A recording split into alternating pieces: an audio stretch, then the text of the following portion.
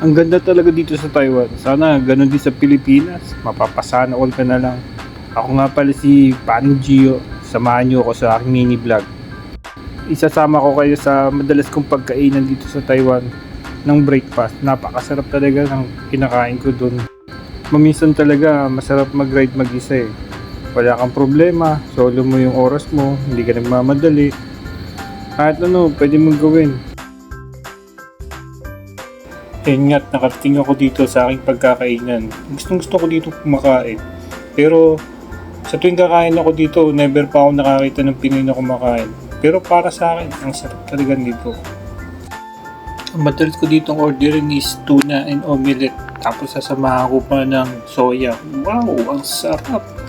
Paminsan nga, naiisip ko na magtayo kaya ako ng ganito sa Pinas. Papato kaya to. Sarap kasi. Ewan ko lang kung magugustuhan ng mga kababayan natin to. Habang namimili ako ng makakain ko dito, bigla na lang naisip ko na sa labas ko na lang kainin at take out.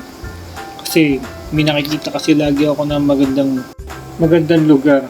Habang pumapasok lagi kami sa trabaho araw-araw, lagi ko itong nakikita. Kaya doon ko nang naisip na kumain ng aking breakfast. Kaya samahan niyo ako, napakaganda doon. Alright, let's go!